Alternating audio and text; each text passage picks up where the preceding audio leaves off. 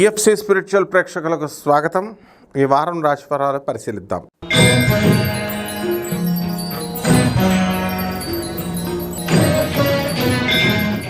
సింహరాశి. ఈ సింహరాశి వారికి అందరికీ కూడా ఆదాయాలు బాగా పెరుగుతాయి. ఉద్యోగాల్లో భద్రత.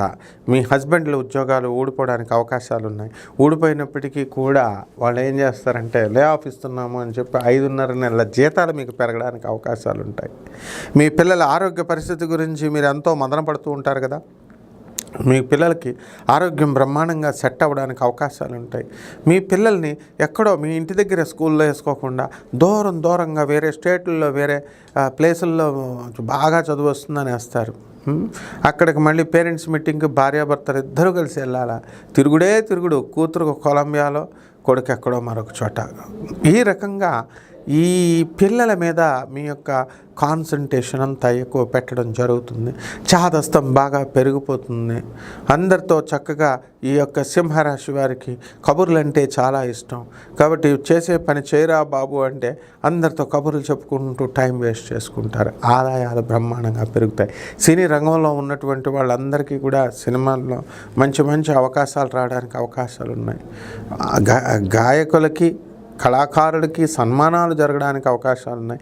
అయితే ఈ సింహరాశి వారంతా కూడా లావుగా మీరు 0 సైజ్ అయిపోవాలని చెప్పి డైటింగ్లన్నీ చేస్తూ ఉంటారు. కానీ అవేమి కాకుండా చాలా లావు అయిపోవడానికి అవకాశాలు ఉంటాయి.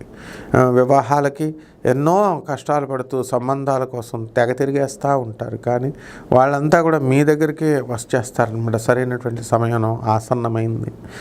ఇక ఈ police department, income tax department, commercial tax ఇటువంటి డిపార్ట్మెంట్స్లో ఉన్నటువంటి వాళ్ళందరికీ కూడా ప్రమోషన్స్ రావడానికి అవకాశాలు ఉన్నాయి. కొత్త బట్టలు, కొత్త బంగారాలు ఇవన్నీ కూడా మీరు వేసుకోవడానికి అవకాశాలు ఉన్నాయి. కొత్తగా సినిమాలకి వెళ్ళడానికి అవకాశాలు ఉంటాయి. అసలు ఏదైనా సరే కొత్త రిలీజ్ డే రోజునే చూసేయాలన్నమాట. సినిమా లేకపోతే కనుక ఆ రోజు తృప్తి ఉండదు మీకు. అలాగే దాన ధర్మాలలో మీరు అందవేసిన చెయ్యి.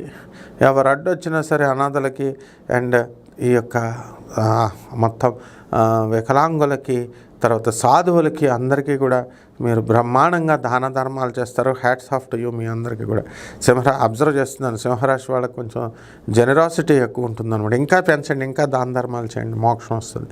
పరిహారాల దగ్గరికి వచ్చేసరికి ఈ సింహరాశి వారికి అందరికీ కూడా మరి సప్తమంలో రాహు ఉండి తెగవాదిచ్చేస్తూ ఉంటారనమాట. అందువలన I can't do more than this.